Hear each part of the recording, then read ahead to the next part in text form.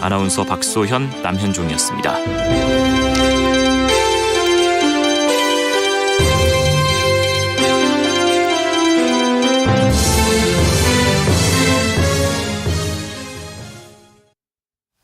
지금 시각 7시 20분입니다. KBS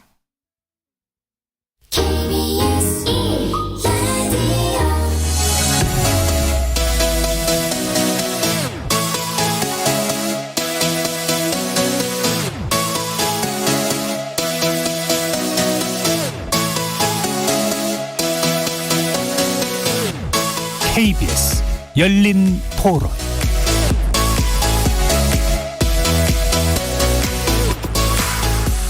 안녕하십니까. KBS 열린 토론 정준희입니다.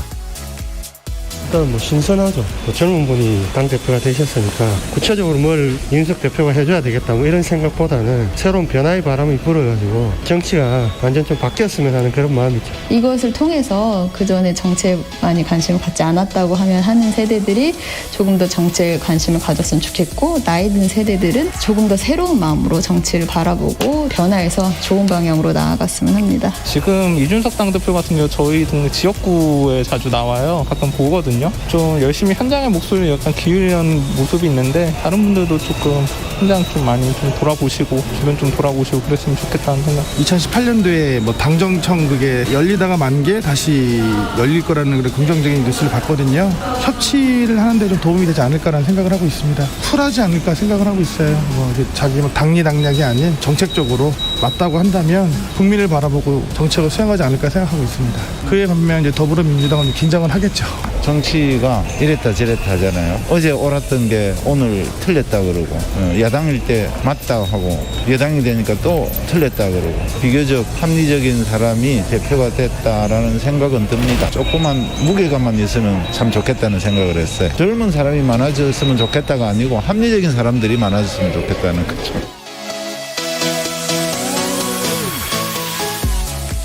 거리에서 만나본 시민들의 목소리 어떻게 들으셨습니까? 원내 교섭단체인 정당이 30대 당대표를 갖게 되는 거, 우리 정치사에서 사실상 처음 있는 일이라고 할 수 있는데요. 이런 하나의 사건이 한 정당을 넘어 정치권 전반에 큰 변화의 계기로 작동할지 관심이 적지 않습니다. 특성상 변화와는 거리가 멀게 마련인 보수정당이 보여준 파격이라서인지 그 파장도 만만찮게 느껴지는 것 같은데요. 내년 대선을 앞둔 보수 지지층이 잠정적이고 전략적인 선택을 한 것일 수도 있지만, 그 이면에는 정치 혁신과 세대교체를 향한 열망이 자리하고 있기도 하죠. 문재인 대통령도 신임 이 대표에게 축하 인사를 전하면서 정치사에 길이 남을 일이라며 정치뿐만 아니라 우리나라가 변화하는 조짐이라고 말한 바 있는데요. 청년 정치 활성화에 대한 기대와 함께 상대적으로 덜 대변되어 온 청년 세대의 요구를 기성 정당들이 어떻게 정치 공론장으로 끌어와서 어떤 종류의 해법을 제시할 수 있을지도 주목됩니다. 오늘 KBS 열린 토론에서는 청년 정치인들의 시각에서 최근 정치 현상의 이면을 짚어보는 한편, 과연 청년 정치란, 그리고 그들이 기대하는 공정이란 무엇인지, 청년 세대가 정치 영역에서 스스로를 대변할 방안은 무엇인지, 그것이 우리 사회를 위해 어떤 비전을 보여줄지 짚어보겠습니다. KBS 열린 토론은 여러분이 주인공입니다. 문자로 참여하실 분은 샵 9730 누르시고 의견 남겨주십시오. 단문은 50원, 장문은 100원의 정보 이용료가 붙습니다. KBS 모바일 콩, 트위터 계정 KBS 오픈, 그리고 유튜브를 통해서도 무료로 참여하실 수 있습니다. 날카로운 의견과 뜨거운 참여 기다리겠습니다. KBS 열린 토론 지금부터 출발하겠습니다. 살아있습니다. 토론이 살아있습니다. 살아있는 토론, KBS 열린 토론.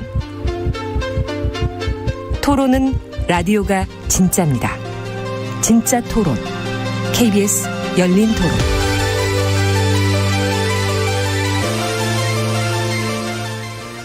지금 스튜디오에 네 분의 MZ세대 청년 정치인을 모셨는데요. 먼저 더불어민주당 신정현 경기도 의원 나오셨습니다. 네, 안녕하십니까. 신정현입니다. 자, 그리고 국민의힘 순천갑 당협위원장이시죠. 천하람 변호사 나오셨습니다. 네, 안녕하십니까. 대구에서 태어나서 전남 순천에 살고 있는 천하람입니다. 자, 그리고 정당 안의 정당이죠. 청년정의당 강민진 대표 나오셨습니다. 네, 안녕하십니까. 강민진입니다. 그리고 미래당 서울시당의 이성윤 대표 함께하셨습니다. 네, 안녕하세요. 미래당은 청년들이 만든 정당인데요. 서울시당 대표 맡고 있는 이성윤입니다. 반갑습니다. 예, 저희가 예전에 이제 청년 정치인들 관련된 토론을 이제 계속 기획해서 시리즈로 할 때 모셨던 분도 계시고, 그다음에 또 미래당 같은 경우도 그때 우인철 대표였던가 아마 나오셔서 잘 얘기해 주셨던 그런 기억이 나는데요. 네 분의 어떻게 보면 우리 열린 토론에서 좀 새로운 얼굴이라고 볼 수 있는 분들이 어떤 의미에서 정치를 하고 계시는지, 시작하신 계기는 무엇인지 간단히 짧게 한번 들어보고 그다음에 쟁점 토론 한번 들어가 보도록 하겠습니다. 자, 이번에는 역순으로 가볼까요? 이성윤 대표님.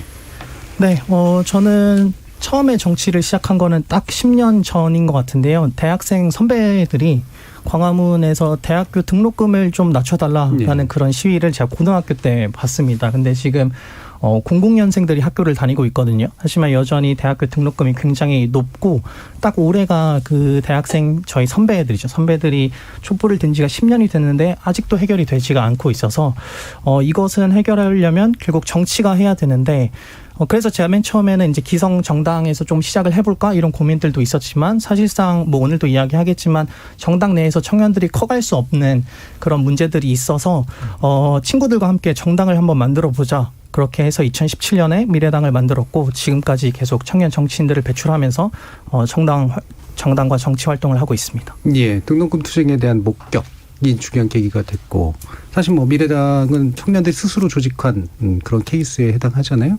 거기에 대한 경험 같이 아마 오늘 얘기해 주실 것 같고요. 강민진 대표님 말씀 들어볼게요. 네, 저는 이 18세 선거권 운동을 시민사회에서 했었는데요. 다른 청년들, 청소년들이랑 국회 바깥에서 국회를 향해서 우리의 목소리를 들어라 이렇게 요구하는 그런 쪽이었습니다.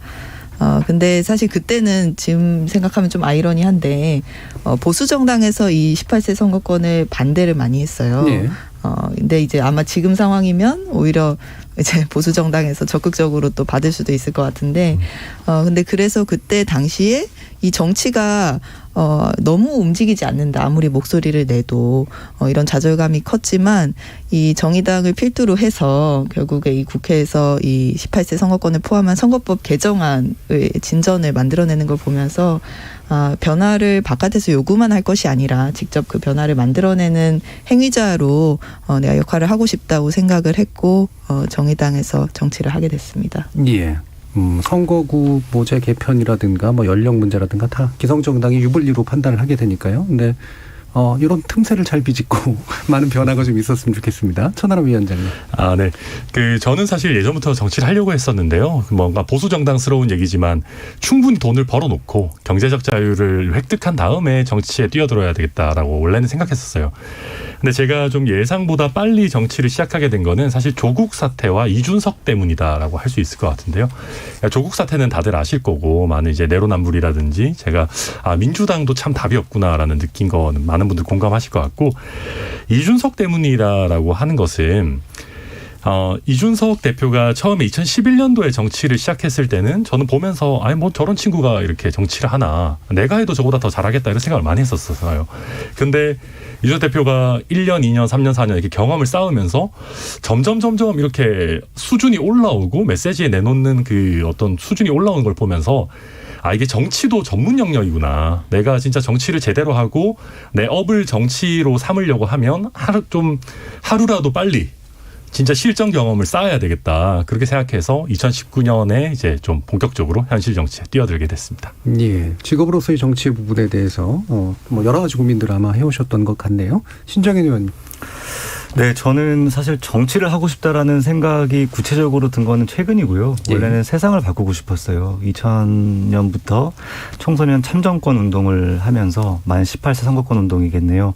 그때는 만 20세였던 선거 연령을 18세로 낮추기 위해서 이제 그 운동을 처음 시작을 했는데, 전국에는 실패했어요. 만 19세로 낮춰졌죠. 저희가 입법 청원까지 했고, 여러 운동들이 실제로 국회의원들에게 150명 이상 지지 서명까지 받았지만 결국은 이제 보수당 계시니까 적극적인 반대로 인해서 이제 19세로 수정 법안이 되었습니다. 바뀌는 게 쉽지가 않았어요. 네. 그 20대의 그 실패의 경험은 또 30대로 넘어가 청년 비례대표 출마로 이어집니다. 32살, 지금 8년 전인데요. 그때 비례대표로 출마를 하고 낙선을 하고, 그러고 나 찾아갔던 제주 강정마을에서 하면서 또 한 번의 실패의 경험을 합니다. 이 해군기지 전면 백지화라는 이제 국민청원을 내걸고 3만여 명의 시민들과 함께 이제 국민청원을 넣었지만 종국에는 실패했어요. 이 국회를 흔드는 게 어렵더라고요. 그래서 세상 바꾸는 게 어려운 일이구나. 하지만 내 눈에 보이는 세상을 바꾸자라고 해서 시작한 게 마을 공동체, 청년 공동체 운동을 시작한 게 2014년부터였고 그때부터 내가 할 수 있는 당장 바꾸는 일들은 청년 기본조례부터 만들어보자. 2015년부터 청년 기본조례 제정운동, 청년들에게 주어지지 않는 공간운동을 시작한 게 2016년부터 하나하나씩 눈에 보이는 가시적인 변화들이 이제 우리의 삶을 바꾸고 있더라고요. 굳이 정치 안 해도 세상 바뀌는구나라는 생각을 했습니다. 그때 2018년에 갑작스럽게 저와 상관없는 제가 살지 않던 지역의 지역위원장께서 출마를 권유하시더라고요. 예. 웬 출마를 하라고 하는가 했더니 이유는 딱 하나였습니다. 나 같은 60대가 정치를 언제까지 할 것이냐. 이제 당신 같은 세대가 정치할 수 있다라는 가능성을 당신이 보여줬으면 좋겠다. 그 말에 거절할 수가 없었습니다. 정치권에 들어가서 세상을 바꾸자라는 결단을 2018년에 하고 출마를 하게 된 게 여기까지 오게 됐습니다. 예. 네. 감동적인 그 설득이긴 했는데 설득에 쉽게 당하시는 스타일이잖아요. 아니 그 앞에 4번의 거절이 있었는데 이 4번의 거절은 차마 말씀 못 드렸죠. 4번의 거절을 예. 그것까지 얘기해 주셨으면 굉장히 힘들겠을 것 같은데. 자, 그러면 지금 이제 뭐 오늘 우리가 이야기를 나누는 거는 사실 이제 이준석 대표에 대한 이야기도 있지만 결국 이제 그 이면에 흐르는 힘이잖아요. 이게 이제 이런 변화가 또는 이런 선택이 일시적인 것이냐 아니면 구조적인 것이냐 지속적으로 나타날 것이냐에 대한 판단들이 좀 필요할 것 같아요. 청년 정치인들이 어떤 시각에서 보시는지 이 부분은 저는 천하람 위원장님 한번 말씀 들어볼까요? 네, 저는 근데 우리가 30대라는 거에 좀 지나치게 좀 초점을 두는 건 아닌가. 너무 우리가 30대라는 거에 흥분해 있다라는 얘기를 드리고 싶고요. 전 아까 우리 서두에 우리 시민분들 인터뷰하셨던 것 중에 젊은 사람인 것보다 합리적인 사람인 게 중요하다라는 얘기가 전 오히려 더 와닿았어요. 그러니까 이준석 대표가 30대라는 건 어떻게 보면 결과에 불과하고 만약에 이준석 대표 같은 메시지를 내는 사람이 50대였다라고 하면 과연 지지를 못 받았을까. 저는 이번에는 이준석이라는 사람을 통해서 어떻게 보면 다선 의원들, 중진 의원들에 대한 물갈이를 하고 싶다. 한번 싹 다 갈아엎고 싶다라는 국민들의 뜻이 투영됐다라고 보는 게 맞을 것 같거든요. 그런 면에서 이준석이라는 사람은 30대라는 것보다 정치 경험이 풍부한 원외 정치인이다라는 게 오히려 더 컸다라고 생각해요. 무슨 얘기냐면 기존에 국회의원 세금 주면서 시켜놨더니 너네들은 무슨 성과를 냈느냐라는 그런 책임론에서 자유롭고 또 새로움에 대한 기대감이 있으면서도 4.7 재보궐에서의 오세훈 시장 캠프라든지 여러 면에서 정치적으로도 여러 성과를 냈었기 때문에 새로움에 대한 기대감과 신뢰감이 조화가 되는 몇 안 되는 원외 정치인이었다. 그래서 그렇게 봐야 되는 것이지 저는 30대라는 거에 대해서 너무 초점을 두고 우리 국민들 모두가 정치 세대 교체를 열망하고 있다. 이렇게 하는 것은 저는 좀 과도한 해석이다. 그렇게 보고 있습니다. 나이가 중요한 부분이기보다는 오히려 원외가 장점으로 작동을 했다라고 판단을 하시는 거네요. 그러니까 기성 세력을 갈아엎기 위해서는 그 부분이 작동을 해야 된다. 또한 이제 정치를 모르는 게 아니라 정치를 알고 하지만 기존 정치에 물들지 않았기 때문에 그 부분이 굉장히 중요한 선택 포인트였다. 이렇게 보셨는데요. 강민진 대표님 어떠신가요? 전 이준석 대표 입장에서는 지금 상황에서는 나이가 30대라는 게 강조되는 게 조금 부담스럽거나 좀 이렇게 꺼려지는 면이 있을 것 같아요. 그런데 저는 나이가 중요하다고 생각합니다. 왜냐하면 우리 정치에서 이 원내 교섭단체 중에 30대 당대표가 나온다는 거, 30대 국회의원이 일부 나올 수 있어도 30대 당대표가 나오고 당권에 도전한다라는 거는 사실 상상하기 어려운 일이었거든요. 우리 대한민국 정치의 금기처럼 깨지지 않는 것이었죠. 그런 점에서 이 이준석 대표의 당선은 원래 이제 당선되고 나서 첫 마디는 이렇게 좋은 말씀을 드려야 되기 때문에 굉장히 멋진 일이다. 30대 당대표가 탄생한 것은 그리고 이제 우리 사회가 상상할 수 있는 정치적 상상력의 범위가 훨씬 더 넓어지게 하는 그런 계기다라고 말씀드리고 싶고요. 처음에 이제 당대표 도전하시기 전에 최근에 이제 안티페미니즘 관련한 뭐 여러 가지 페이스북 정치가 있었는데 그런 모습들을 보면서는 사실은 그때는 이제 이준석 대표가 참 못나 보였습니다. 근데 이제 이후에 당대표 후보가 되고 나서 당내 기득권, 기성세대와 싸우는 모습을 보니까 그때는 참 멋있다는 생각도 들더라고요. 만약에 이제 이전의 이준석 대표였다면 만약 안티페미니즘이라든지 뭐 이런 류의 어떤 키워드를 가지는 방식으로 이제 계속 정치를 하셨으면 어떤 뭐 평론가, 말 잘하는 평론가, 논객 뭐 이런 이미지에서 벗어나기 어려웠을 텐데 이 당내 기성세대 기득권과 싸우고 당내 그동안 낡은 어떤 관행 그런 이제 잘못되었던 어떤 것들과 이제 그 경쟁하는 갈등하는 그런 모습들을 보여줌으로 인해서 이준석이라는 사람이 정치인으로서 또 이제 당대표가 될 만한 사람으로서 이제 평가를 받았다는 생각이 들었습니다. 저는 어쨌든 대한민국은 이제 30대 당대표라는 것이 가능한 사회가 됐고 이거는 좀 불가역적인 변화라는 생각을 해요. 하지만 이제 이 세대 교체라는 거는 한 개인만 등장한다고 되는 것이 아니라 일종의 조직된 어떤 세력 같은 것이 필요한데 각 정당에 이 당권에 도전할 수 있고 주류로 진입할 수 있는 어떤 청년 정치인들 새로운 세대의 세력이 얼마나 형성돼 있는가 이 부분에 있어서는 아마 앞으로 조금 더 두고 보고 지켜봐야 될 것이라고 생각합니다. 예, 그 청년 정치 세력화에 관련된 문제는 뒷부분에서 좀 더 아마 살펴볼 수 있을 것 같고 특히 2부에서 많이 살펴볼 수 있을 것 같고 오늘 얘기가 이제 아마도 이준석 대표의 당선자에 대한 어떤 평가나 그가 이야기하는 내용에 대한 어떤 견해가 많이 나올 가능성이 높은데 제가 볼 땐 그거보다는 그를 밀어붙이게 만든 그 밑에 힘들이 뭐냐에 대한 여러분들의 판단이 훨씬 더 중요할 것 같아요. 그래서 그 내용들이 아마 일부에서는 좀 더 많이 다뤄주는 그런 방식이 될 것 같고요. 이성윤 대표님 말씀도 한번 들어보죠. 네, 그 방금 얘기하신 그런 밀어붙인 그 강도가 무엇이냐에 대해서 지금 뭐 해석이 굉장히 분분한 것 같아요. 근데 아직까지 저는 이준석 대표가 이렇게 당선된 것은 보수 진영 안에서의 어떤 혁신이다. 그리고 그냥 보수 정당 국민의힘에서의 간판이 바뀌었다. 이렇게만 보여지거든요. 왜냐하면 이준석 대표가 그동안 어떤 정치적인 책임을 지었다라기보다는 얘기하신 것처럼 어떤 논란의 장에서 논란을 계속 재생산하는 그런 모습들.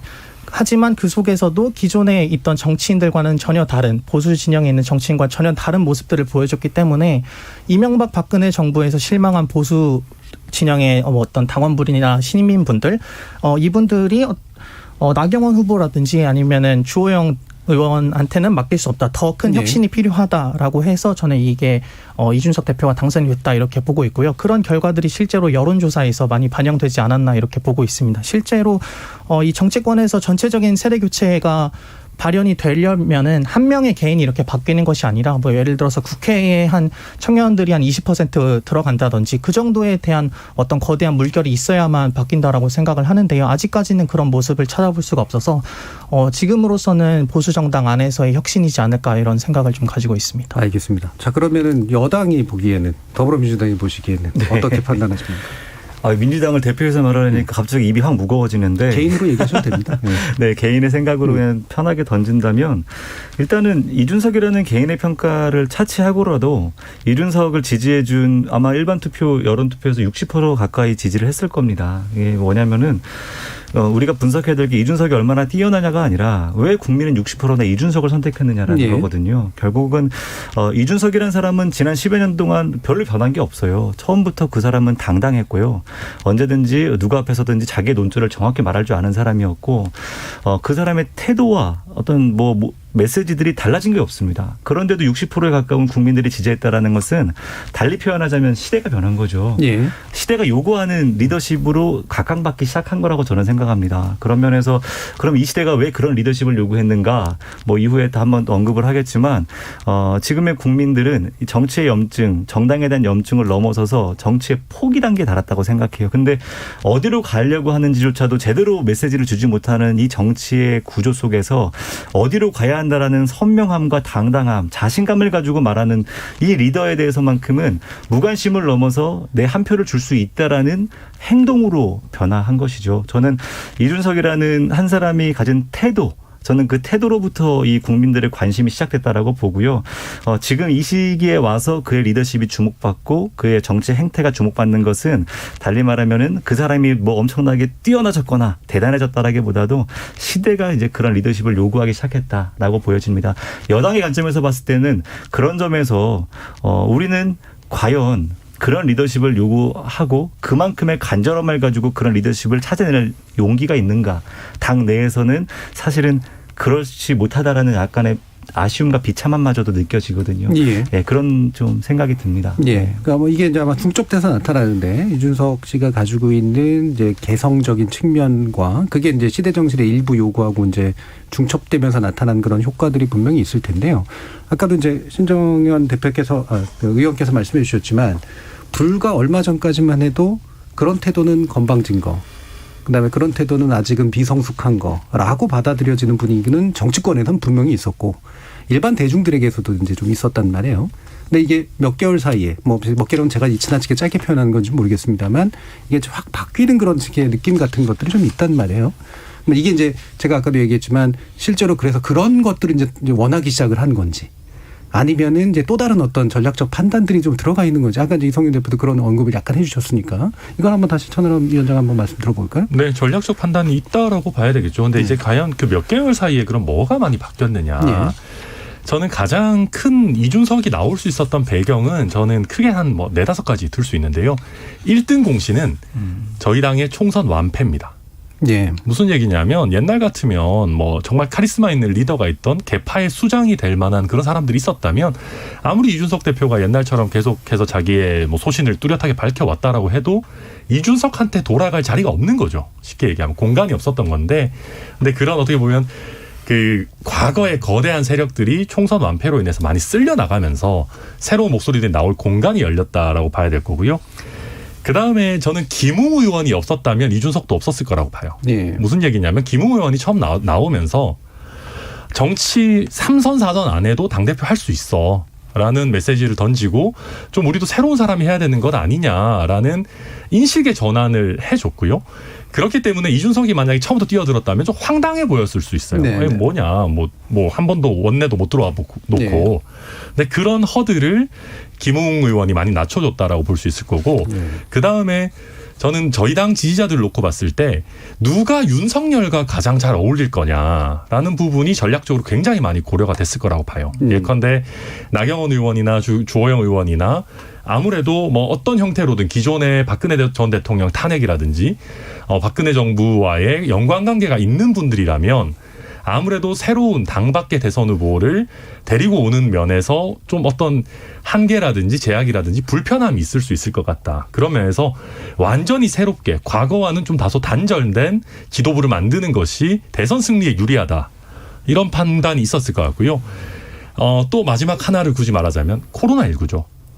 만약에 이게 평상시 같은 상황이었다면 조직표의 그 힘을 이길 수 없었을 그렇죠. 겁니다. 시장 가고 이러던 네, 것들. 맞습니다. 예. 근데 코로나19 때문에 결국 모바일, 온라인, 디지털 선거가 됐고 어떤 정말 모든 것들이 어떻게 보면 참 맞아떨어져서 이준석 대표의 당선이라는 이변을 만들어냈다. 예. 그렇게 봐야 될 것 같습니다. 사실 이런 게 이제 뭐 우연과 필연이 결합되는 그런 결과죠. 그러니까 저류는 있는 거고, 근데 그 저류가 반드시 드러나는 건 아닌데 몇 가지 계기도 아까 뭐 김웅 의원 같은 경우도 잘 지적해 준 것 같은데 마중물을 해준 거잖아요. 어떤 그렇죠. 면에서 보면. 네.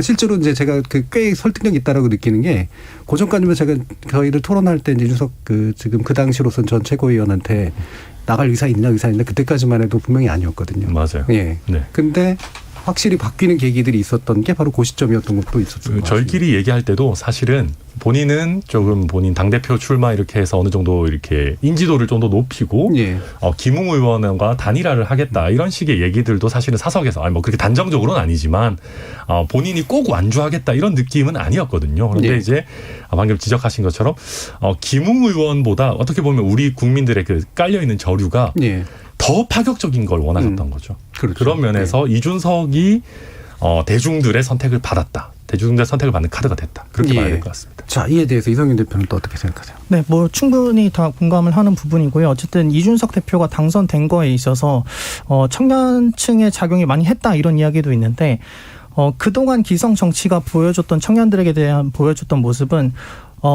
정말로 믿을 수 없다. 이런 분위기가 청년들한테 분명히 있었다고 생각을 하고요.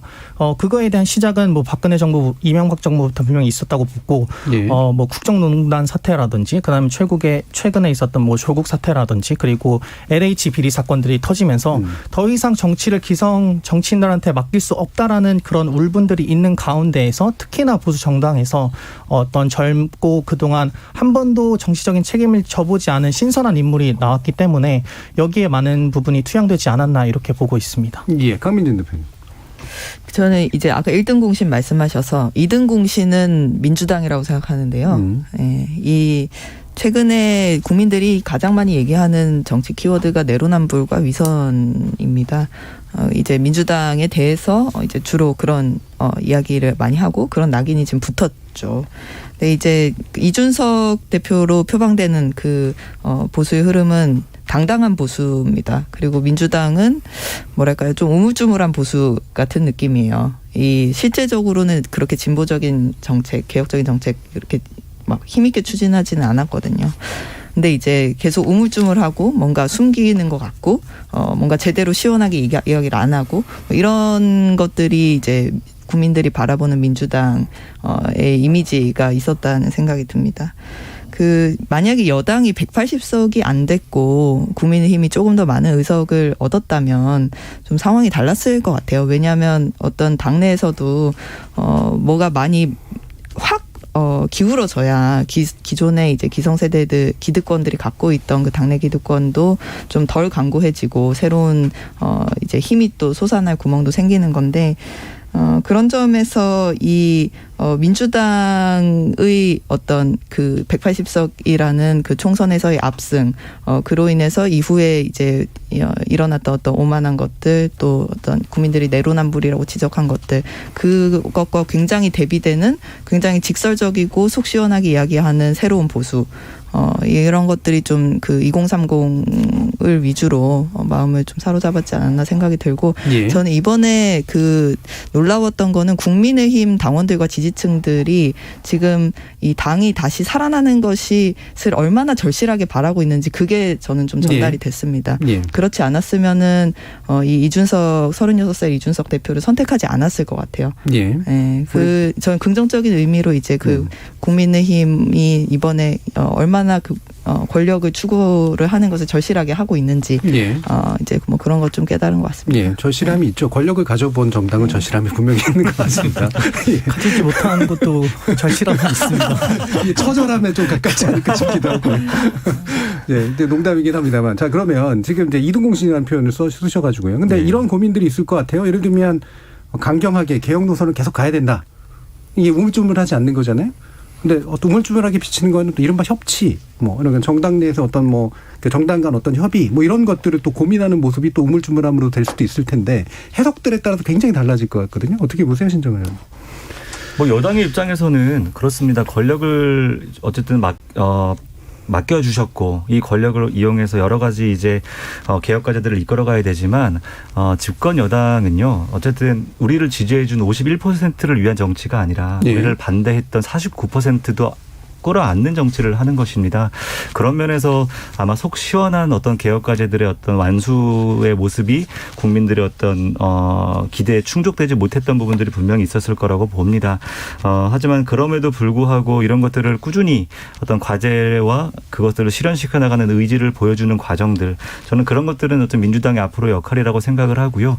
다만 이제 어쨌든 그거의 대척점에서 이준석이라는 한 개인이 보여줬던 성과는 저는 이렇게 생각이 들어요. 그러니까 리스크를 안더라도 어디로 가겠다라고 말하는 운전사를 버스의 운전기사로 채용하겠다라는 겁니다. 그래서 어디로 갈지도 모르겠고 가려고 하지도 않는 것 같은 이 버스, 소위 말하는 예측 가능한 관록 있는 다선의 의원들의 모습은 그런 운전기사였거든요.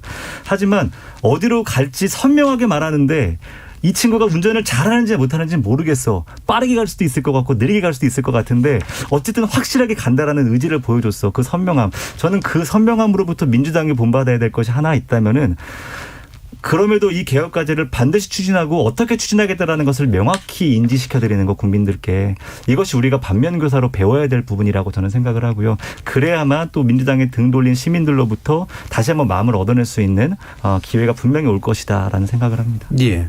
뭐 지금 1부, 2부에서 나눠서 얘기할 것들이 좀 많이 있긴 합니다만, 요거는 1부 때 이제 먼저 좀 다루고 좀 가야 될 것 같은데요.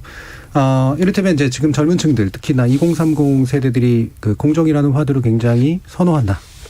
근데 이제 공정에 대한 의미들은 또 굉장히 다르잖아요. 예, 또 이념에 따라서 또 굉장히 다르고요. 근데 적어도 지금 표출되고 있는 건 좋은 경쟁이 공정함의 최선이다라고 하는 쪽이 좀 더 가까운, 뭐 좀 더 포장하면 이제 능력주의로 표현되는 이제 그런 것들인데, 이게 정말 2030 세대가 원하는 공정 내지 욕망에 가까운 것인지 올바른 방법론이라고 판단을 하시는지 어떤지 한번 말씀을 좀 들어볼게요.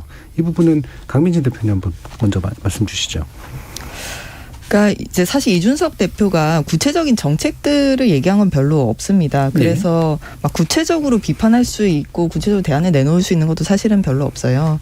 근데 이준석 대표가 계속 이야기해왔던 어떤 철학적인 핵심 철학, 뭐 공정, 경쟁 이런 것들에 대해서 말씀을 드리면, 그러니까 이준석 대표가 생각하는 이상적인 대한민국은 아마도 이준석처럼 살지 못하는 다수의 청년들에게 이상적인 나라가 아닐 겁니다. 이제 우리가 공정한 경쟁을 이야기하지만 사실 방점은 경쟁에 찍혀 있는 거거든요. 이긴 사람, 아니, 강한 경쟁이 사람이 공정하다 쪽에 더 가까운 거겠죠. 네, 예. 강한 사람이 살아남고 또 이제 살아남는 사람이 보상을 받는 것이 맞다라는 그런 것인데, 이거는 뭐 시장의 원리에는 부합을 할지 몰라도 국가를 운영하는 정치의 원리라고는 생각하지 않습니다. 왜냐하면 정치라는 거는 이 살아남지 못한 사람들 어떻게 살아남게 할 거냐라는 게 이제 정치의 의무거든요. 그리고 이제 모든 사람들이 한 사람도 실패하지 않고 존엄한 삶을 살게 할 것이냐. 그러니까 저는 이제 여야를 막론하고 우리 각 정당들이 정치 소명으로 삼아야 하는 부분이라고 생각합니다. 그런데 이제 이준석 대표가 이때까지 이야기해왔던 것들을 보면 어떤 그런 부분에 대한 시선은 잘 찾기가 어려웠어요. 뭐 예를 들면 이제 최근에 23살 청년 노동자가 평택항에서 컨테이너 날개에 깔려서 돌아가셨습니다. 뭐 이런 사안에 대해서 이제 뭐 어느 당에 있든 정치인이라면 책임감을 느끼고 정말 가슴 아파하고 그 현장에 달려가고 이런 마음이 드는 게 맞거든요. 그런데 이제 이준석 대표가 이야기하는 것은 어떤 것이 잘못됐다, 뭐 어떤 뭐 여성할당제 잘못됐다, 뭐가 잘못됐다 이런 이야기는 굉장히 이제 각을 세워서 이야기하는 것은 잘하지만 정말 우리 사회에서 고통받고 있는 사람들의 문제를 어떻게 해결할 것인가 이런 어떤 종의 따뜻함은 많이 느껴보지 못했던 것 같고요. 그리고 이제 가장 큰 문제는 그거죠. 이제 공정한 경쟁이라고 하는데 그냥 룰만 모두에게 똑같으면 공정한 경쟁이냐, 이 문제가 계속 있는 겁니다. 예를 들면 이제 우리가 달리기를 하는데 출발선이 달라요. 100m 달리기 하는데 누구는 50m 앞에서 뛰고 누구는 50m 뒤에서 뛴단 말이에요. 그게 우리 사회의 현실이고, 또 누구는 그냥 평탄한 길로 이제 뛰는데 누구는 계속 장애물이 있습니다. 돌부리에 걸려 넘어지고 뭐 턱이 있고 뭐 허들 뛰어넘어야 되고 이런 게 이제 우리가 실제로 살아가는 현실이고, 그 현실을 불평등을 시정하기 위해서 뭐 할당제라든지 뭐 여러 가지 조치들이 나오는 것인데, 그런 것들을 다 불공정이라고 매도하면 그거는 이제 사실상 불공정을 은폐하는 공정론인 거죠. 불평등을 은폐하는 공정인 것이고요. 그런 점에서 이제 앞으로 아마 우리 정의당이 경쟁하고 또 싸워야 할 그런 아젠다들이 많이 나오지 않을까라는 생각이 이 부분이 듭니다. 이제 가치관이나 정치 철학의 차이가 많이 드러나는 부분이라 결국은 이제 서로 다른 정당들의 의견을 들어볼 필요는 있을 것 같은데요. 이게 층위가 가치관의 옳고 그름의 문제도 있고 방법론상의 옳고 그름 문제도 있고, 이를테면 이제 그게 공정함을 보장하는 방법으로서 합당하냐의 문제도 있고, 그 전에 이제 가장 밑에 바닥에 흐르는 흔히 말해서 청년들이 나는 경쟁을 차라리 선호하겠어라고 하는 그런 판단들을 일반적으로 하고 있어라는 진단이 또 옳은 것인지에 대한 이야기가 저는 먼저 선행돼야 된다라고 생각을 하거든요. 그 위에 이제 어떤 것들이 얹어지냐의 문제니까요. 어떻게 보세요? 네, 저는 그 청년들이 예측 가능성을 사실 좀 바라고 있는 것 같아요. 그러니까 무슨 얘기냐면 우리 사회가 더 다변화되고 복잡해지면서, 그러니까 옛날에는 내가 이만큼 투자를 해서 내가 우리 반에서 예를 들면 공부를 이 정도 잘하고 내가 대학 가서도 이 정도를 하고 노력을 해서 예컨대 전문직 자격증을 따면 내가 이런 식으로 살 수 있어, 내지는 내가 대기업에 들어가면 이런 삶의 중산층 이상의 삶이 보장돼 라고 하는 성공의 방정식이 어떻게 보면 좀 단순했어요. 근데 우리 사회가 이제 다양해지다 보니까 성공의 방정식도 굉장히 복잡해지고 더 큰 거는 옛날과 다르게 가정 형편 이런 게 굉장히 많이 좌우하게 됐죠. 사실 뭐 공부 잘 못하면 뭐 어떻습니까? 사실은 요즘은 건물주 아들인 게 훨씬 낫지. 그러다 보니까 사람들이 내가 노력해서 얻을 수 있는 성공의 길을 만들어줘라고 하는 게 있는 거고, 결국 그렇다라고 하면 차라리 열심히 하면 내가 시험 잘 봐서 좋은 인생을 살 수 있는 길을 주는 게 오히려 더 공정한 거 아니냐. 예컨대 저는 저는 이제 그 공정에도 되게 여러 가지 층위가 있다라고 봐요. 그러니까 지금 이준석 대표가 말하는 거는 굉장히 1차원적인 공정이에요. 무슨 얘기냐면 무슨 인맥이 됐든 혈연이 됐든 뭐 어떤 다른 그 사람이 갖고 있는 뭐 어떤 배경을 좀 배제하고 그 사람의 실력 위주로 메리트 위주로 가자라고 하는 거죠. 그리고 그 부분에서 이준석 대표가 정치권을 가장 많이 예로 들고 있어요. 그러니까 예컨대 정치권 지금 보도 아마 다들 이해하시겠지만 정말 실력 있는 사람이 중용받는 게 아니라 돈 많고 시간 많고 당대표 옆에서 이렇게 뭔가 아부 잘하고 당에서 부르면 언제든지 나와서 이렇게 뭐 자기 인생을 갈아넣고 이런 사람들이 성공하는 거를 이준석 대표도 10년 동안 보다 보니까 이것보다는 정말 차라리 자신의 능력만으로 다른 배경을 좀 빼고 오디션을 봐서 선발하는 것이 훨씬 더 공정하겠다. 그런 얘기를 정치권의 예를 들어서 1차원적인 공정을 얘기하고 있는 거고요. 그다음에 조금 더 상위적인 공정으로 가면 당연히 기회의 평등을 우리가 얘기해야 되겠죠.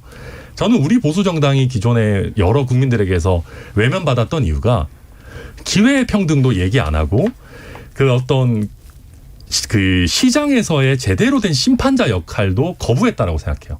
기득권을 옹호하는 거죠, 말 그대로. 그러니까 재벌과 기득권을 옹호하는 모습으로 많이 비춰졌는데 그런 면에서 기회의 평등도 가능한 한 최대한 보장하고 그리고 스타트업과 대기업도 제대로 경쟁할 수 있는 조금 더 예전과는 다른 보다 고차원적인 공정한 경쟁의 장을 만들면 그게 우리 사회가 시스템적으로 할 수 있는 한에서는 가장 공정한 것이 아니겠느냐라는 얘기고요.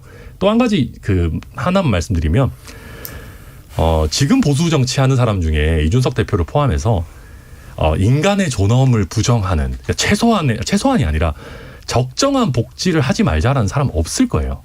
그러니까 말 그대로 경쟁에 밀려난 사람들에 대한 배려나 복지나 우리 시스템의 사회 안전망은 당연히 있어야 되겠지만 그런 어떤 최소한의 내용을 빼고는 우리 사회가 성공의 모습을 좀 다양화하고 각자의 개성과 능력을 잘 발휘할 수 있도록 성공의 길을 성공의 피라미드를 다양하게 만들어줄 수만 있다면 그리고 그걸 공정한 룰로 끌고 갈 수 있다면 실력주의나 능력주의나 시험 보고 오디션 보는 게 과연 뭐가 나쁘냐.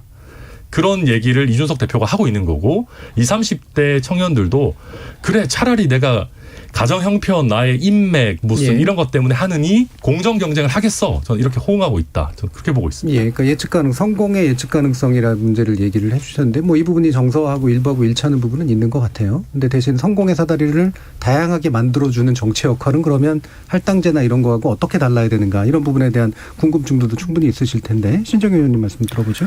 사다리에 노이로즈가 걸릴 것 같은데 사다리 만들어서 계층 이동을 하게끔 만들겠다라는 말 속에 저는 되게 중요한 함정이 있어요. 특정한 누군가에게만 보이는 투명한 사다리라는 거예요. 유리 사다리라고도 불리는. 그것이 모두에게 공정하게 잘 보여져서 모두에게 똑같이 그 사다리로 다다를 수 있으면 좋겠는데 공교롭게도 누군가에게는 선명하게 보이지만 누군가에게는 보이지 않는다라는 겁니다. 이거를 다시 좀 더 쉽게 설명을 하면 아까 모든 사람이 열심히 공부를 하고 최선을 다해서 일하면은 가난에서 벗어날 수 있다라는 우리 모두가 바라는 세상. 하지만 지금처럼 최선을 다해서 일을 해서 저녁 밤새도록 대리운전을 하고 아침에 눈 뜨자마자 학교로 돌아가서 수업을 듣다가 끝나자마자 다시 현장에 나가서 알바를 뛰지만 나는 오늘도 가난하고 내가 이 학자금 대출을 갚지 못해서 학교를 포기하고 나와야 할지도 모른다라는 불안감으로 살아가는 이 세대가 지금의 청년 세대고요. 어찌 보면 전 세대에게 뿌리 깊이 내려져 있는 불안의 심리에 가까이 있다라는 겁니다. 그런 우리가 생각을 하고 바라봤을 때 시험을 통해서 우리가 그 자리에 오를 수 있는 사다리를 태워보자라고 하는 말 자체가 사실은 너무나 비정하다라는 것이죠. 그 누군가는 그 열심히 올라도 보이지 않는 사다리일 수 있기 때문입니다. 그래서 아까 시험도 말씀하셨지만은 시험이라는 것은요, 또 한편으로는 하나의 모습으로 획일화시킨다라는 걸 수도 있습니다. 이 사회가 우리가 이준석 대표가 했던 말 중에서 샐러드 볼 얘기를 했는데요. 그 모습 그대로 존중해주지 못하면 이 사회는 공존할 수 없거든요. 그러면은 시험도 모두가 동일한 시험의 체제를 통해서 통과시키는 방식이면 안 됩니다. 각자의 처한 환경과 수준과 여건을 배려했을 때 충분히 이 부분에서 역할을 할 수 있는지 여부를 확인하면서 그 과정들을 만들어 가야 되거든요. 근데 지금은 시험 하나, 이것이 공정이다. 그래서 열광하고 지지하는 국민들로부터 우리가 표를 받을 수는 있을지 모르지만은 여기에서 배제되는 울타리 밖의 사람들은 또다시 눈물을 흘리고 고통받을 수밖에 없다라는 거. 정책은요. 정치는 궁극적으로는 사람을 향해야 됩니다. 제도가 아니고요. 제도를 공정한 것처럼 만들더라도 사각지대에 놓이는 사람이 있다면 그건 좋은 정책이 아니죠. 네. 예. 그럼 그 정서의 존재, 이런 정서의 존재는 인정을 하시나요? 청년층에서? 이런 이제 경쟁이라도 차라리 해보고 싶다라고 하는 그런 정서? 네, 그런 부분들은 분명히 있습니다. 하지만 앞서서 말했지만 그 경쟁을 통해서 다다를 수 있는 사다리조차도 누군가에게만 보이는 사다리라면 어찌 보면 두 번 속이는 것, 두 번 눈물 흘리게 만드는 것이죠. 예, 그 정서를 오용하는 그런 과정이 충분히 있을 수 있다. 그리고 실제로 아마 실패하게 될 것이다라고 보시는 것 같아요. 이성윤 대표님까지 들어보죠. 저는 방금 아까 얘기하신 돈 많고 인맥 중심의 정치는 모든 국민이 그런 정치는 원하지 않다고 생각을 하는데, 이준석 대표가 지금 이야기하고 있는 할당제를 하지 않겠다, 그리고 능력 중심의 시험을 보면서 정치인들을 뽑겠다라고 하는 것이 저는 오히려 돈 많고 인맥 많은 사람들만 정치하게끔 하겠다라고 느껴지거든요. 왜냐하면 특히 이번 코로나가 접어들면서 청소년들, 특히 뭐 고소득층에 있는 청소년들은 문제없이 사교육을 받고 있지만 지금 계속해서 저소득층에 있는 청소년들은 교육을 받지 못한다라는 이야기가 꾸준히 나오고 있거든요. 그러면 이 친구들이 나중에 사회에 똑같이 나왔을 때 과연 토론을 할 수 있는가? 그러니까 요즘은 논술이랑 토론도 어쨌든 사교육을 많이 받아야만 가능한 것인데 이 친구들이 동일한 선상에서 이야기를 할 수 있고 똑같이 경쟁할 수 있는가라고 생각하면 저는 불가능하다라고 생각을 합니다. 그래서 오히려 이렇게 할당제를 하지 않는 것들이 더 심각한 돈 많고 인맥 중심의 정치인을 만든다, 이렇게 생각을 하고요. 저는 질문을 조금 드려보고 싶은 게 하나 있는데, 내년에 월드컵이 열립니다. 월드컵에서 이번에 그 베트남이 월드컵 랭킹이 한 92위 정도라고 하는데 92위의 베트남이 월드컵에서 나오는 게 공정할까요? 그러니까 유럽에 굉장히 많은 축구를 잘하는 1등에서 5등, 10등 이런 국가들이 월드컵 티켓이 없어가지고 못 나오거든요. 그런데 반면에 92위의 베트남은 지금 월드컵에 나오게 됐어요. 왜냐하면 아시아에게 티켓이 주어져 있기 때문이거든요. 그렇다라고 하면 월드컵은 이준석 대표의 말대로 하면 유럽에 있는 축구 대표팀들로만 이루어져야 되는데, 월드컵이라고 하는 것은 지구촌 전체의 축제 아닙니까? 그렇기 때문에 축구를 비교적 못하는 아시아권에도 티켓을 부여해서 월드컵에 참여해서 다 같이 할 수 있는 그런 축제를 마련하는 것이고요. 마찬가지로 국회라고 하는 것은 우리가 대의민주주의를 하는 곳입니다. 딱 뭐 성별로 나눈다면 여성과 남성의 비율이 뭐 50대 50이라고 할 수는 없지만 분명 그런 비율이 존재하고, 청년들도 지금 2030 비율이 한 20%가량이 됩니다. 하지만 지금 국회에 국회의원들이 얼마나 있냐라고 보면 40대 미만 고작 8명 있습니다. 국회의원 300명인데 3%밖에 되지 않고 여성 의원들 19%밖에 없거든요. 이것이 자체가, 이 시스템 자체가 불공정한데 여기서 어떻게 더 토론과 할당제를 빼놓고 어떻게 공정을 이야기할 것이냐. 저는 이건 굉장히 공정하지 못한, 알겠습니다. 오히려 더 돈 많고 인맥 있는 정치인들을 뽑는 것이라고 생각합니다. 원래 여기서 끊고 가죠. 왜냐하면 요거 가면은 끝날 때까지 계속 하실 겁니다. 제가 경험상. 그래서 잠시 내려놓으시고 질문을 던지셨어요. 질문을 빙자한 답을 주시긴 했지만 그 질문에 대해서 2부 열면서 다시 한번 얘기를 들어보고 그다음에 기타의 정치 분야에 관련된 이야기 좀 해보죠. 여러 가지 청취자 문자가 좀 준비되어 있습니다. 정의진 문자 캐스터 불러올게요. 네, 청취 여러분이 보내주신 문자 소개해드리겠습니다. 서주연님, 나이보다 합리성이 중요하다는데 동의합니다. 이준석 신임 대표의 의견에 다 동의하진 않지만 상황에 따라 말을 완전히 뒤집고 말과 행동이 일치하지 않는 기성정치에 질렸다는 점에서 30대 당대표를 등장시키게 한 게 아닐까요?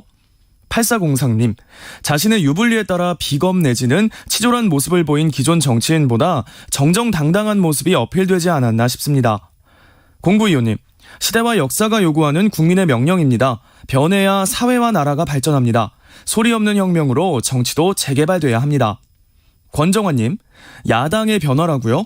무엇이 변했나요? 당대표 한 명만 30대로 바뀐 것뿐입니다. 좀 더 지켜본 다음 평가해야 한다고 봅니다. 6823님. 순천에서 개인 택시하고 있습니다. 젊은 사람보다 합리적인 사람들이 정치에 참여해야 한다고 봅니다. 보수의 험지인 순천에 와서 정치를 시작한 천하람 위원장과 같은 합리적인 청년들이 보수의 중심으로 자리 잡기를 응원합니다. ADJ님. 아는 것도 없고 아무런 전문성도 없는 늙은 정치보단 똑똑하고 거만한 젊은 정치가 낫습니다. 우리가 조국이다님. 나이만 청년이란 건 무의미합니다. 생각이 젊어야 진정한 청년 정치가 오게 될 겁니다. 이시영님, 기성 정치인들은 철저히 반성하고 국민을 무서워해야 합니다. 그렇지 않으면 언제든지 민심의 심판을 받게 될 겁니다. 해주셨고요. 0290님, 과거 정치, 기득권 정치, 구태 정치와는 이별하고 이제부터 무엇을 누구와 함께 어떻게 할 것인가가 우리 정치에게 더 중요한 문제가 아닐까요? 라고 보내주셨네요. 네, KBS 열린 토론. 이 시간은 영상으로도 생중계되고 있습니다. 유튜브에 들어가셔서 KBS 일라디오 또는 KBS 열린 토론을 검색하시면 지금 바로 토론하는 모습 영상으로 보실 수 있습니다. 지금 방송을 듣고 계신 청취자 모두가 시민 농객입니다. 계속해서 청취자 여러분들의 날카로운 시선과 의견 보내주세요. 지금까지 문자캐스터 정의진이었습니다.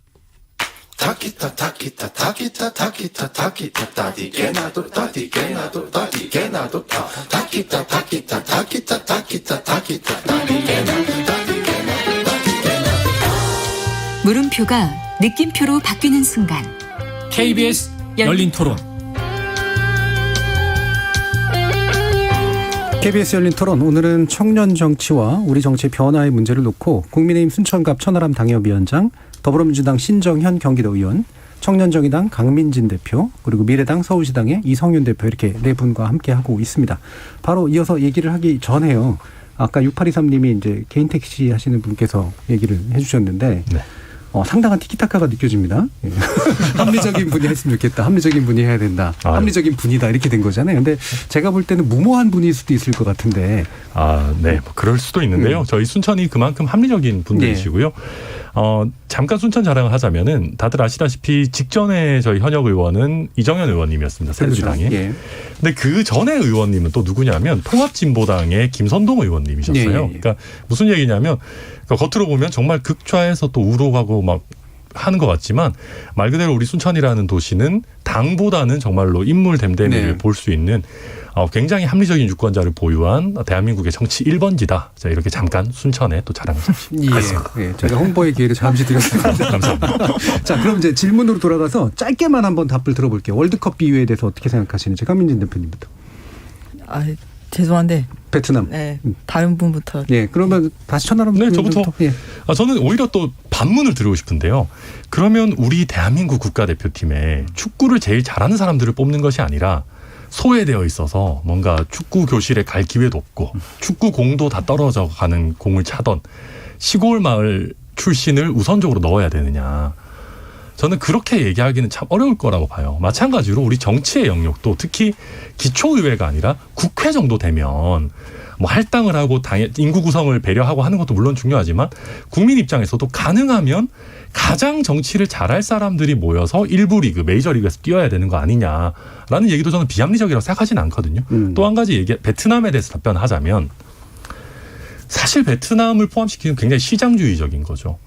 베트남이 들어오냐 안 오냐에 따라서 세계 축구의 결과가 우리 삶에 그렇게 큰 영향을 미치는 게 아니라 아시아 시장을 확보하기 위해서 비록 실력이 떨어지더라도 베트남을 끼워주는 거기 때문에 그것과 우리가 지금 얘기하는 정치권에서 할당제는 조금 결이 다르다. 그렇게 봐야 될 것 같습니다. 네. 근데 비유도 이제 월드컵과 월드컵 대표팀과 같은 계위가 아니기 때문에 동일한 논리가 작동할 것 같지 않았는데 뭐 간단하게 한번 듣죠.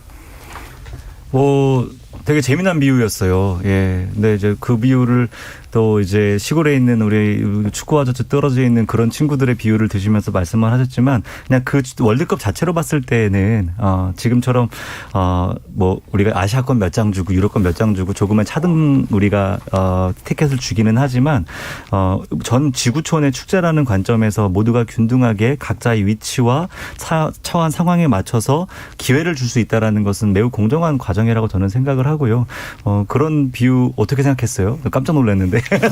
근데 뭐 할당제 얘기하는 거니까. 예. 충분히 의미 있던 비유였습니다. 예. 그럼 대표팀의 선출 방법은? 대표팀의 선출 방법은요. 그러니까 축구를 정말 좋아하는 사람들이 거기 가야 되는 것이고요. 그 선출을 하는 과정과 방식이 공정하다면 다 인정하고 존중할 수 있죠. 내가 축구를 실제로 가서 뛰어봤었을 때 내가 프로로 뛰어야 될 것인지 축구 선수가 아닌 다른 일자리를 구할 수 구해야 할 것인지 판단을 스스로 할 수 있는 것이죠. 이제 그런 부분들에 대해서는 공정한 어떤 과정을 만들어내는 게 중요한데요.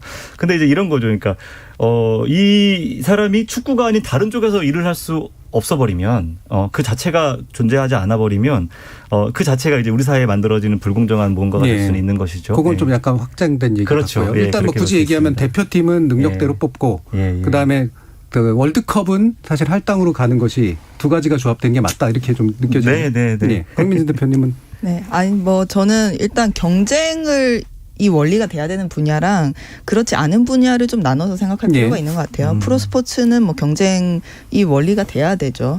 그런데 이제 우리 일반 시민들이 살아가는 뭐 노동의 현장, 또 교육의 현장 이런 것까지 다 경쟁의 원리로 잠식당하는 것이 우리 사회에 바람직하냐라는 부분에서는 이제 문제를 제기하는 것이고요.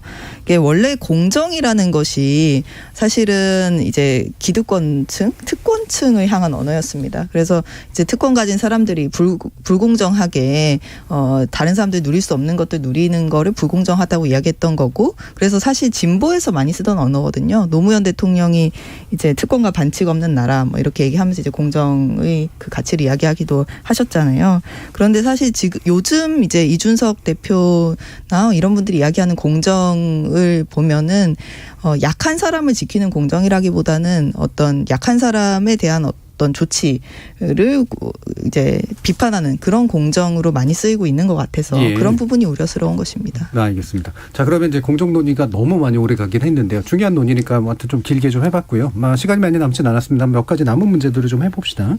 결국은 이제 우리 정치를 어떻게 바꿀 것인가라는 문제인데 제가 두 가지 질문을 결합해서 한번 의견을 여쭙고 싶어요. 자, 청년 정치란 뭐냐?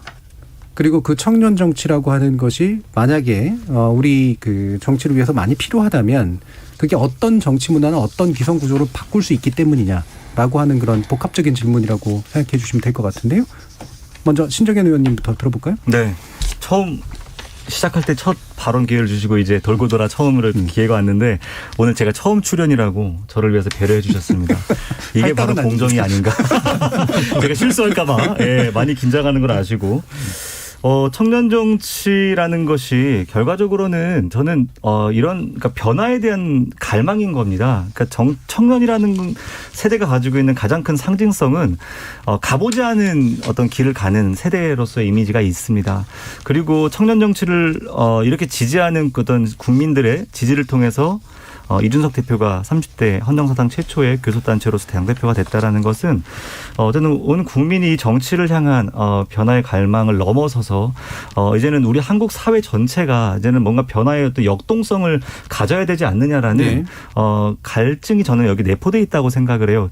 어찌 보면은 정치가 지나치게 오랜 시간 어떤 양당 혹은 어떤 뭐 계급 지역이라는 구조 속에서 너무 정체되어 있었고 이것이 경제로 교육으로 사회 전체로 정체되어 있는 무언가로 우리가 느끼고 살아오게끔 만들었다면 이제는 청년 정치라고 대변되어지는 역동성은요. 이제는 정치라는 공간 안에서 무언가를 흔들어내지만 종국에는 우리 사회 전반에 정체되어 있는 경제와 사회 문화 전반을 흔드는 그리고 그것을 기대하는 사람들의 어떤 기대가 투영되는 결과로 저는 가는 것이라고 보거든요. 그런 면에서 저는 이준석으로 시작은 했지만 이제는 민주당, 정의당 그리고 정치를 넘어 사회 전체로 넘어설 역동성이 지금부터 시작되지 않는가라는 좀 사회적 분석을 해본 적이 있습니다. 자, 그러면 이제 이게 뭐 다른 분들께도 질문을 드리면서요. 이게 청년이 어쨌든 일정 비율로 존재하니까 그들을 대표해야 된다라는 의견도 있을 수 있고요. 그다음에 지금 시대에서 청년이 압도적으로 뭔가 더 많은 어떤 고통들을 겪고 있는데 미래를 개척하기 위해서는 이 청년들, 당사자들이 나서야 된다라는 어떤 논리도 있을 수 있고요. 또는 기존의 한국의 정치 문화가 유난히 나이의 어떤 금기라는 표현을 쓰셨지만 이거에 얽매여 있기 때문에 이제는 좀 깨지 않으면 정치가 바뀌지 않는다라든 여러 가지 이유들이 있을 수 있잖아요. 어떻게 보세요? 네, 저는 솔직히 신정현 의원님 방금 맞는 말씀 해주셨는데 저는 잘 뭔가 구체적으로 잡히지는 않아요, 솔직히. 저는 만약에 청년 정치를 그냥 젊은 사람들이 하는 정치를 말하는 거라면 저는 그건 별로 의미도 없고 사실상 어떻게 보면 지나친 기대 내지는 허상에 가깝다고 생각해요. 좀 구체적으로 얘기를 하자면 예컨대 저는 김남국 의원, 장경태 의원이 하는 정치가 586이 하는 정치보다 낫다고 생각이 들지가 않아요. 오히려 저는 나이는 비록 더 많지만 조응천, 박용진이 하는 정치가 젊은 사람들보다 오히려 더 낫다고 생각하거든요. 외국의 예를 들어봐도 제가 버니 샌더스의 이념에 동의하는 것은 아니지만 버니 샌더스 나이 굉장히 많잖아요. 근데 2030이 버니 샌더스에게 굉장히 열광해요. 그러니까 청년 정치라는 거 쉽게 얘기하면 청년들도 납득할 수 있고 청년들이 봐도 상식적인 정치를 말하는 거지 단순히 나이만 적은 젊은 꼰대가 한다고 해서 그게 청년 정치라고 할 수는 없는 것 같고요.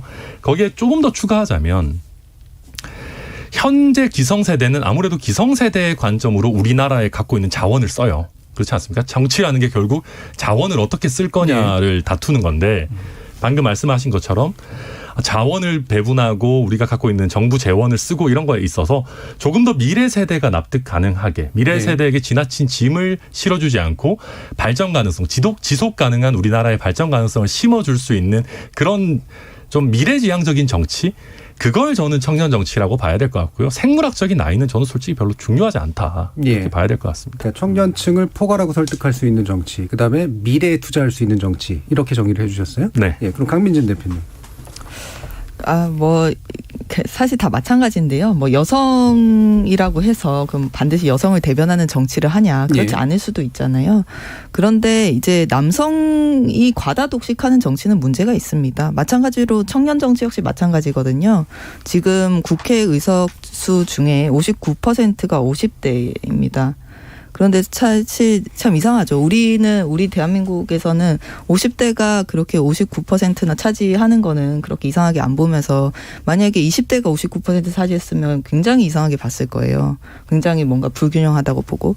그런데 이제 우리 사회는 이런 기성세대 독식 정치에 너무나 익숙해져 있기 때문에 이렇게 특정 세대 위주로 이제 대표되는 이 정치가 이상하지 않다라고 느끼는 것이죠. 근데 이제 앞으로는 더 이 정치라는 영역이 국민의 대표성을 국민의 다양성을 대표해야 되는 그런 영역입니다.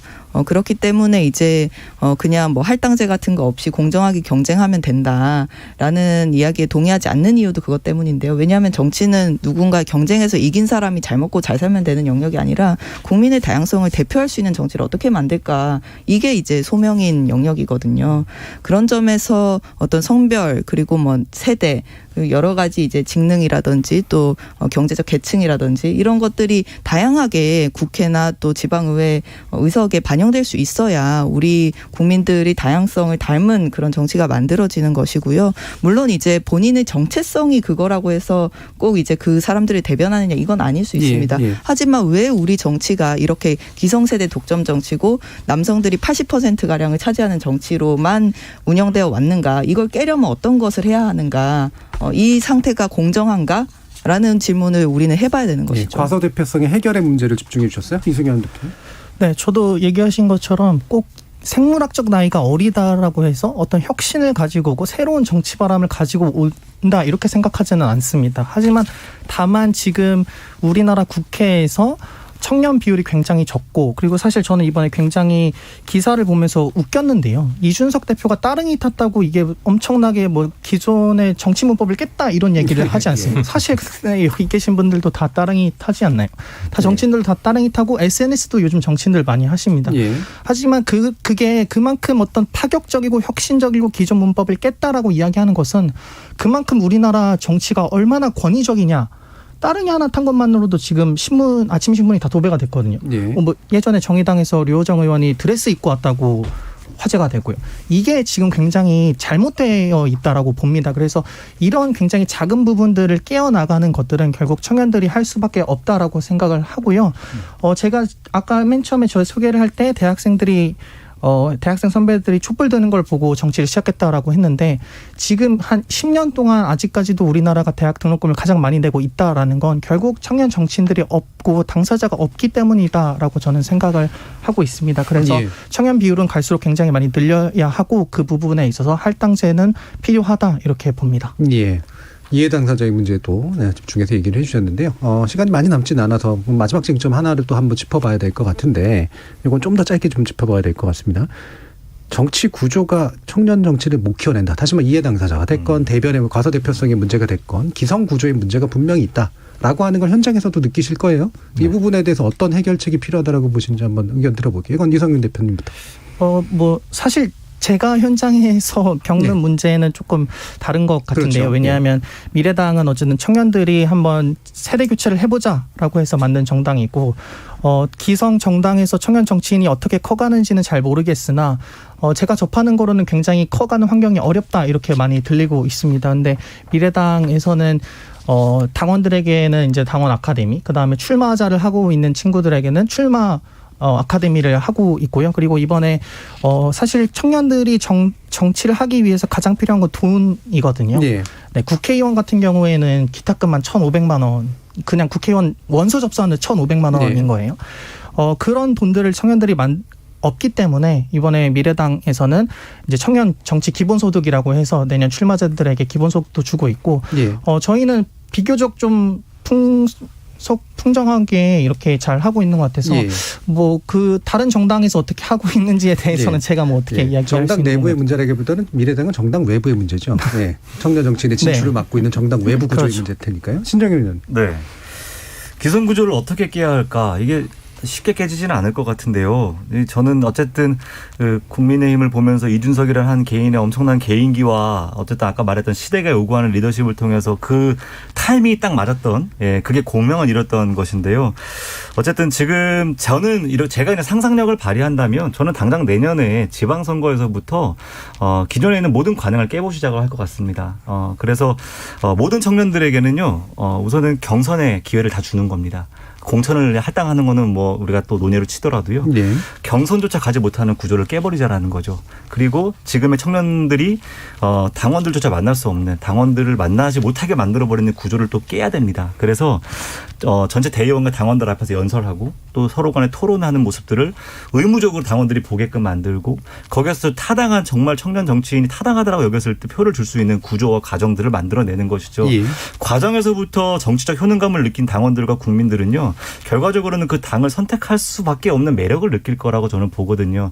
지금처럼 공천에 의해서 지역위원장의 어떤 입김에 의해서 결정되는 이 공천의 과정, 저는 이것이 유지되는 한 이 기성의 정치 권력들은 절대 깨지지 않는다. 단 한 명의 청년 정치인을 내더라도 이 과정에서부터의 공정과 그 결과에서의 어떤 투명함이 지금의 기성 정치를 깨뜨리는 첫 시금석이 될 거라고 생각을 해서 저는 어쨌든 내년 지방선거에서부터 그 파격을 시작하자. 그래서 우리 국민의힘과도 정의당과도 우리 그런 좀 상상력을 현실에 만들어보자라고 제안드리고 굳이 말하면 싶습니다. 경쟁 안에 할당해 주는 거네요. 자, 강민지 대표님, 정의당 같은 경우에 사실은 할당제를 철저히 활용해서 사실 청년들에게 열어주는 방식이잖아요.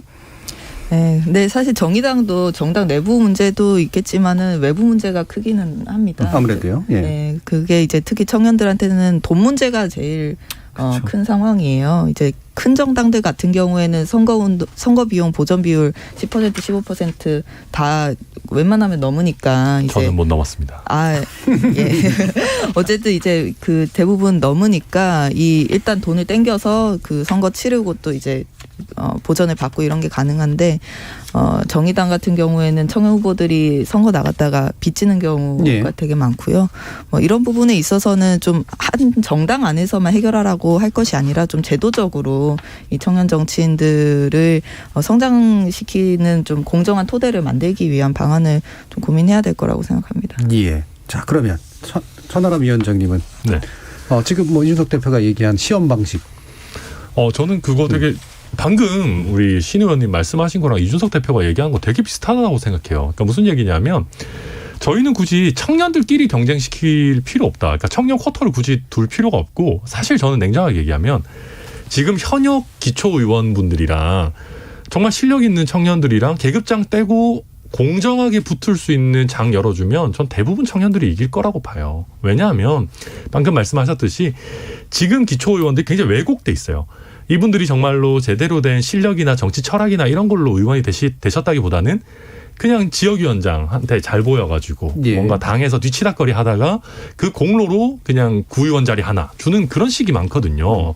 그러다 보니까 저는 이거 청년끼리 경쟁시킬 게 아니라 정말로 모든 지역구에서 좋은 청년들 발굴해서 지금 있는 현역들을 한번 제대로 붙여보자.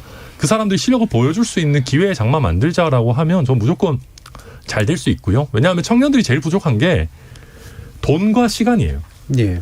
당 내에서 영향력을 올리든 아니면 각 지역구에서 인지도를 쌓고 조직을 만들든 결국은 돈과 시간입니다. 근데 돈과 시간 솔직히 은퇴하신 분들은 굉장히 많으시지만 30대는 제가 변호사니까 그나마 낮에 뭐 하고 다니지 자영업자거나 뭐 전문직이거나 이런 거 아니면 도전조차 할 수 없거든요.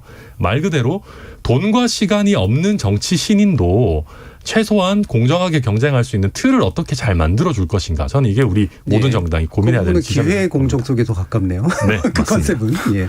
알겠습니다. 자, 이제 마무리할 시간인데 한 1분 정도씩 그러면 아직 못다 하신 말 있으시면 한번 들어보도록 할게요.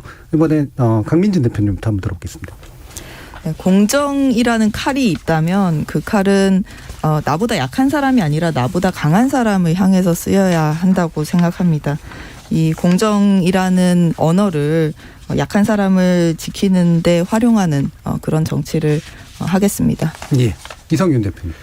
네, 미래당은 어떻게 보면 이 다른 정당들이 대기업이라고 보면 미래당은 스타트업 기업이라고 보시면 될 것 같습니다. 청년들이 모여서 새로운 공정이 무엇이냐. 저는 이번에 이준석 대표가 코인으로 선거 몇 번 치를 만한 돈 벌었다 이렇게 얘기하셨는데 그 선거가 제가 아까 얘기 드렸지만 국회의원 선거 기본 한 억 단위로 쓰거든요. 어떤 선거를 말씀하시는지는 잘 모르겠지만 한편으로는 이번에 업비트에서 코인들이 상장 폐지가 되면서 청년들은 굉장히 많이 울부짖었습니다.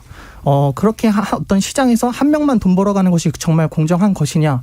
저는 그렇지 않다라고 보거든요. 그래서 미래당은 청년들 그리고 계속 혐오 이야기가 나가고 있는데 거기에서 사랑 이야기를 좀 많이 해보고 싶고요. 그다음에 기성 연령과도 같이 조화를 이룰 수 있는 그런 정치를 해보고 싶습니다. 원외 정당이다 보니까 이런 곳에 참석할 일이 많지가 않은데요. 많이들 관심을 좀 가져주셨으면 좋겠습니다. 알겠습니다. 자, 그럼 신정인 의원님.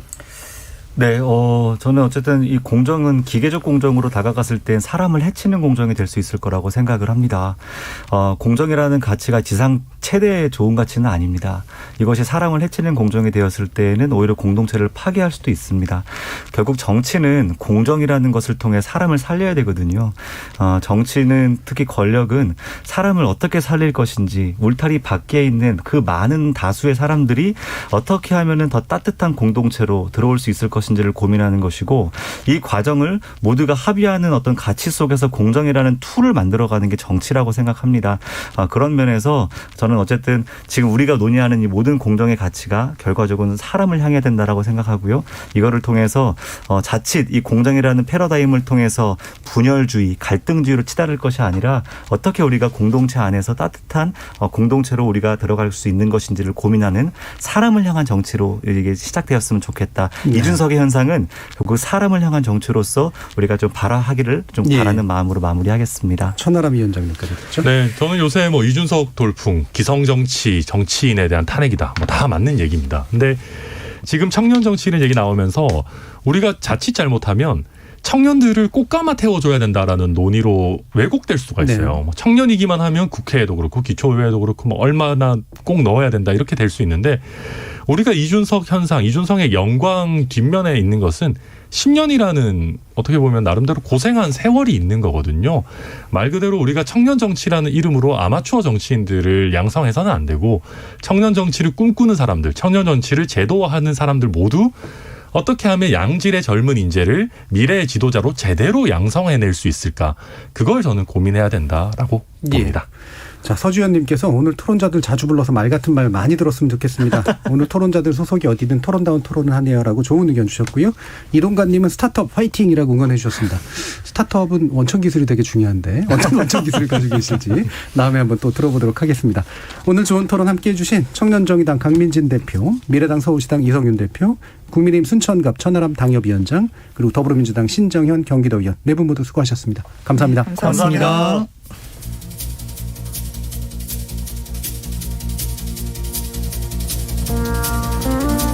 이것도 지나치게 구태의연한 표현일지도 모르겠습니다만 나이가 벼슬이냐라는 말이 있죠. 오로지 나이로만 상대를 제압하려 할 때 터뜨리는 볼멘 소리입니다. 요즘 여기저기 전가의 보도처럼 쓰이는 이른바 공정이란 잣대로 이야기해보면 나이가 벼슬이 아니어야 하는 건 생물학적 나이의 많고 적음과는 또 무관한 일이겠죠. 물론 지금까지의 벼슬아치 노릇은 압도적으로 윗세대의 전유물이었음을 분명히 해야겠지만 말입니다. 정치를 포함한 세상이 바뀌는 건 시간적으로 필연입니다. 하지만 정치를 통해 세상을 바꾸어내는 건 필연도 아니고 나이와 시간의 문제만도 아니죠. 부디 많은 청년들이 나서서 중장년과 노년들을 북돋아 이 세상을 더 좋은 것으로 바꿔내시길 진심으로 바라봅니다. 지금까지 KBS 열린 토론 정준이었습니다.